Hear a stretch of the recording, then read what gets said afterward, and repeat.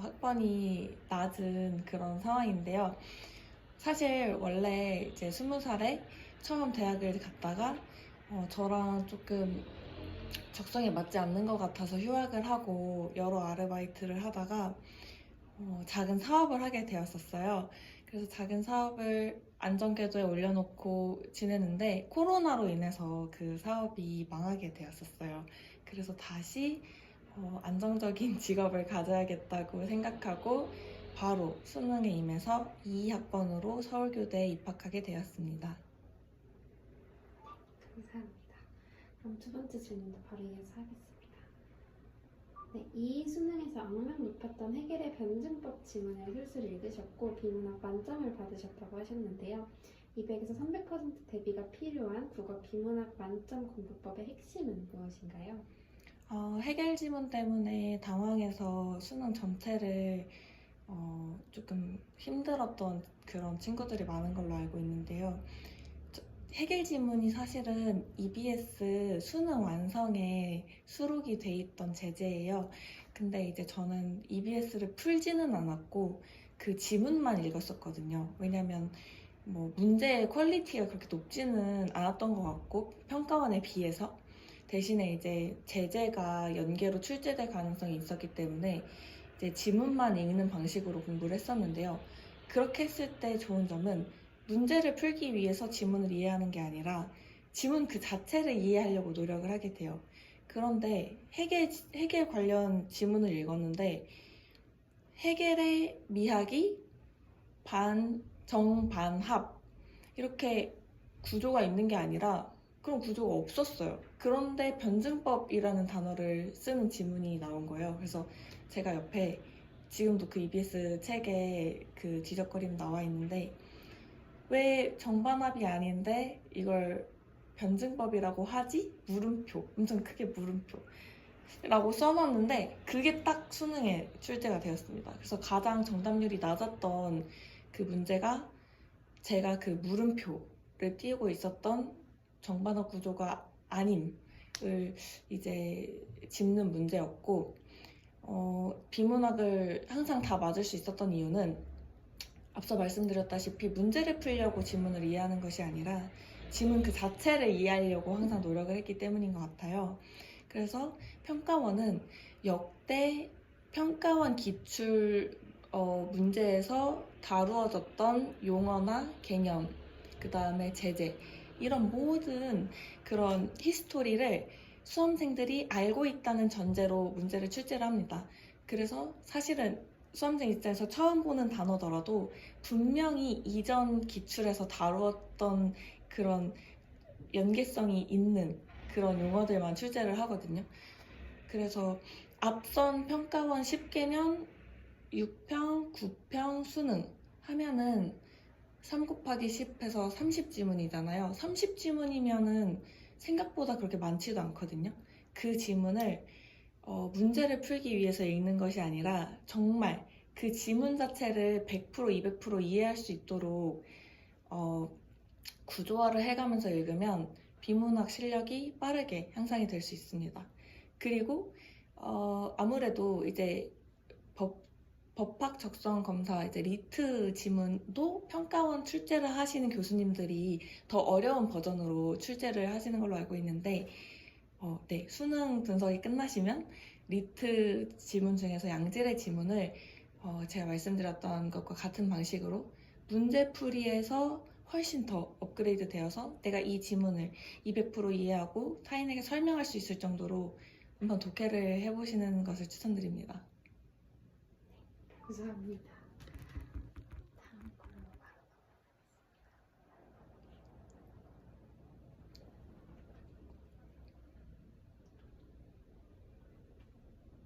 네, 국어 시험이 그날의 모든 시험을 좌우한다고 하셨는데 시험 현장에서 느낀 극한의 긴장감 속에서 흔들리지 않고 멘탈을 잡을 수 있었던 비결은 무엇인가요? 저희 이 수능이 6월 평가원에 비해서 9월 평가원 모의고사가 너무 쉬워서 제가 국어를 100점을 맞았었어요. 그러다 보니까 당연히 수능도 1등급 맞겠지 라는 마음으로 수능에 임했는데 1컷이 90점 이하였잖아요. 엄청 이제 불수능이 된 거죠. 그 평가원장님이 사퇴할 정도로 이제 좀 변수가 있었던 수능이 되었는데, 제가 그 국어 시험 때 비문학까지는 잘 풀었는데 고전 3문에서 너무 이제 HP가 떨어져 버린 거예요, 체력이. 그래서 그 지문을 통째로 날렸어요. 그래서 저는 다 앞에까지 다 맞고 고전 3문 지문 중에서 다 이제 4문제였나를 다 찍었는데, 그 중에서 2문제였나를 맞고 2문제였나를 틀려서 제가 100분이 98로 1등급이 나왔었거든요. 100분이 98이면 2%잖아요. 그러면 상당히 잘 본 시험이잖아요. 근데 이제 그 시험 현장에서는 너무 당황을 한 나머지 이제 수학 시험을 준비하지 못하고 화장실에서 울다가 나왔었거든요. 제가 그때 어떤 마음이었냐면, 국어를 2%로 1등급을 맞은 줄 당연히 그 현장에서 모르니까, 아, 난 어차피 1년 해야 되는데 이거를 내가 끝까지 시험을 치르고 가는 게 수능에 대한 연습이다. 나는 오늘 수능을 모의고사처럼 생각을 하고 가겠다라는 마음으로 끝까지 치고 귀가를 했어요. 근데 이거는 까봐야 아는 거거든요. 내가 시험 현장에서 나의 기분이 안 좋았다고 해서 성적이 낮은 것이 아니고, 그리고 좋았다고 해서 높은 것도 아니에요.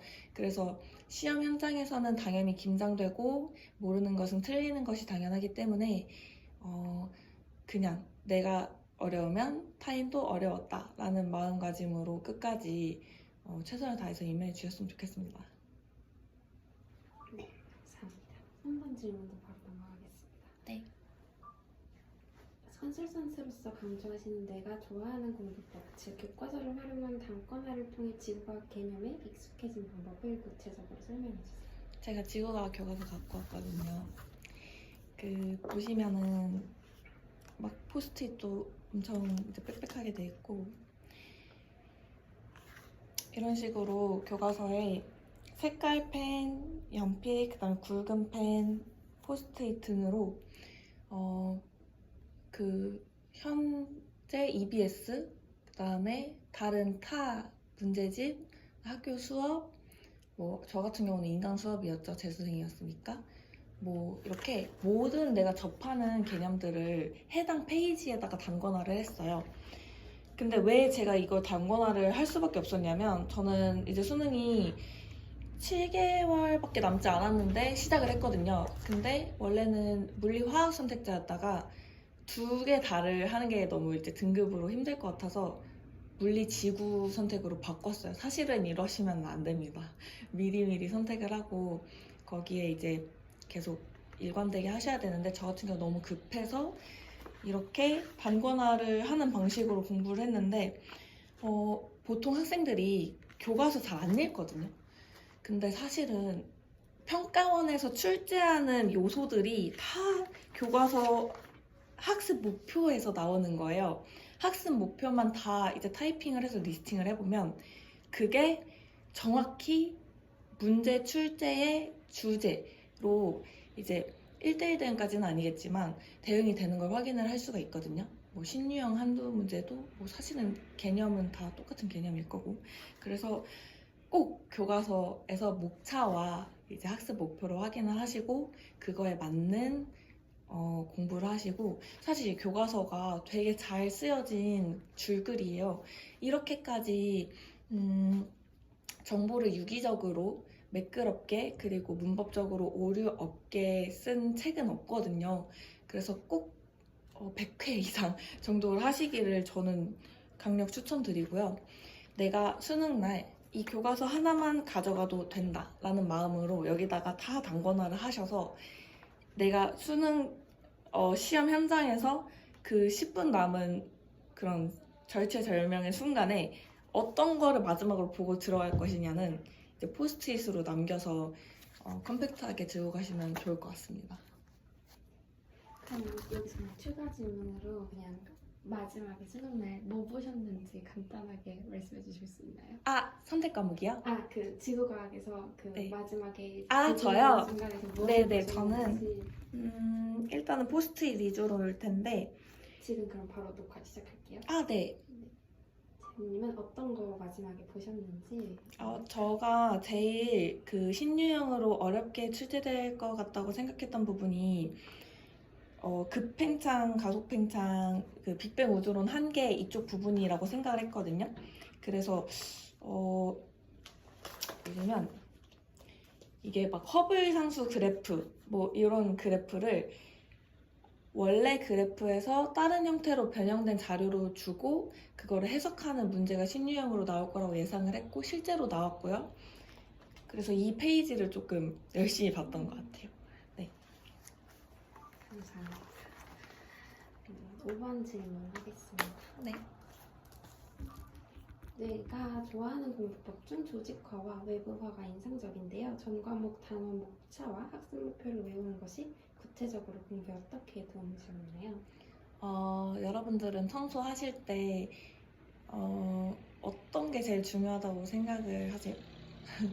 저는 수납이 제일 중요하다고 생각을 해요. 수납 공간. 왜냐면 물건이 아무리 적어도 그 물건을 담을 만한 가구나 뭐 옷장이나 서랍장, 박스 이런 수납 그런 툴이 없으면 사실은 되게 너저분하게 보일 수가 있거든요.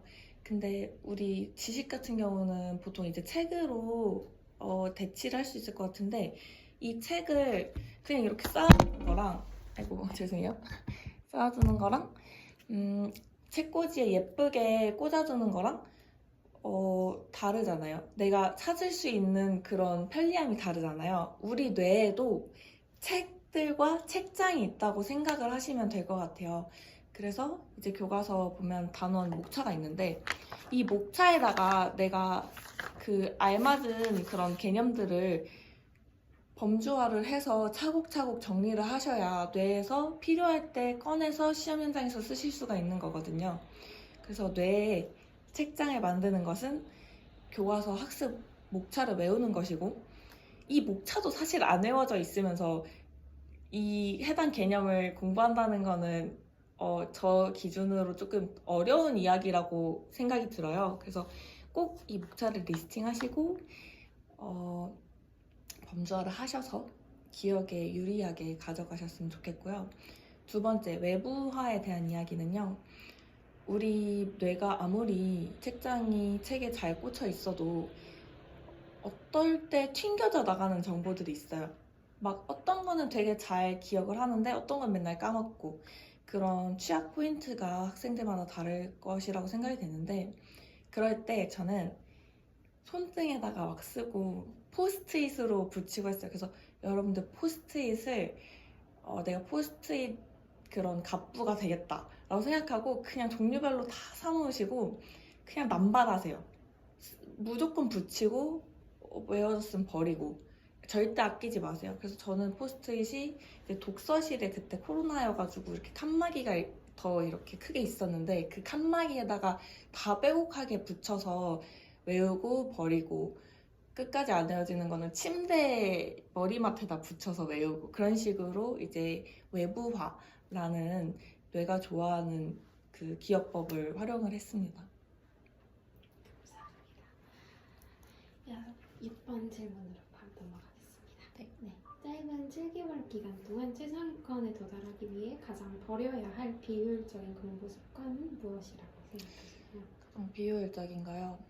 제가 공부를 다시 시작하기로 했을 때는 어떤 마음이었냐면 그냥 실패를 한다는 생각 자체도 없었고 나는 이거 무조건 7개월 안에 끝낸다. 사실 제 원래 목표가 의대 한의대였거든요. 근데 수시로 이제 예비번호 먹고 떨어져서 정시로 서울교대에 간 건데 결과론적으로 만족하지만 그래서 저는 7개월 동안 해야 될 거랑 하지 말아야 될 거를 되게 명확하게 구분해서 예외 없이 지켰어야 됐어요.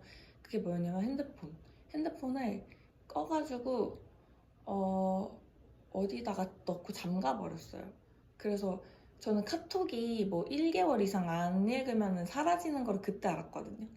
그래서 한 달 만에 폰을 켜보기도 하고 핸드폰 전혀 사용하지 않았고 그 다음에 친구들 당연히 안 만났고 저는 매운 거 되게 좋아하는데 매운 거 먹으면 다음 날에 공부할 때 좀 졸리고 방해가 되더라고요. 그래서 매운 거 그 7개월 동안 한 번도 안 먹고 저 매운 거 먹고 싶어서 운 적도 있어요. 그래서 무언가 목표가 있을 때 그 비단 공부뿐만이 아니라 삶에서 다양한 그런 크고 중요한 일들이 있을 텐데 그 목표를 위해서 가장 중요한 것은 저는 그 목표에 방해되는 행동을 전혀 하지 않는 것이 가장 중요하다고 생각을 하거든요. 그래서 그냥 공부에 방해되는 거 수능 날까지만 참고 내가 세상에 나의 노력을 보여줘야 세상도 나한테 그런 좋은 피드백을 줄 거잖아요. 네, 저 같은 경우는 내가 이렇게까지 했는데 내가 이거 결과 못 내면 그거는 시스템 탓이고 하늘의 탓이지 내 탓이 아니다라는 마음으로 뭔가 한치의 후회도 없이 임했던 것 같아요. 그래서 누가 CCTV 달고 너의 과정을 지켜보고 결과를 내려주겠다라고 하는 그런 상황인 것처럼 상정을 하셔서 스스로한테 부끄러움이 없고 후회가 없는 시간들을 보내셨으면 좋겠습니다. 마지막인데 이거 말고도 추가 질문 몇 가지 하고서 끝내도록 하겠습니다. 네. 일단은 8번째 질문 하겠습니다.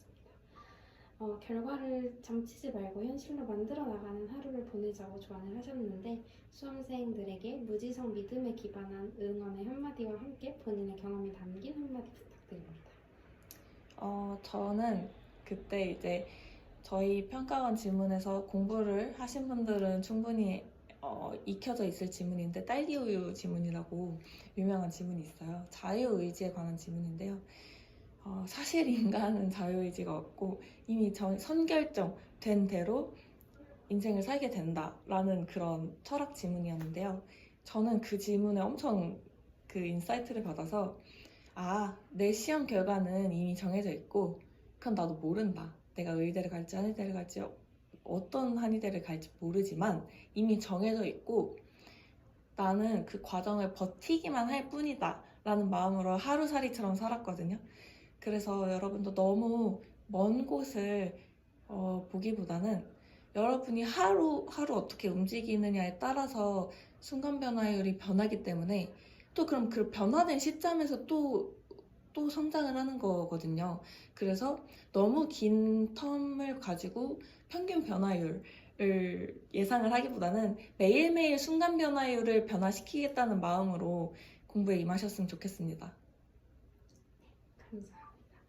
2가지 질문 더 드리고 싶은데 일단 첫 번째는 이게 아마 11월 초에 올라갈 거예요. 그럼 수능이 한 2주 남은 시점일 텐데 네. 그 시점에 수험생들한테 응원의 한마디. 네, 잠시만요.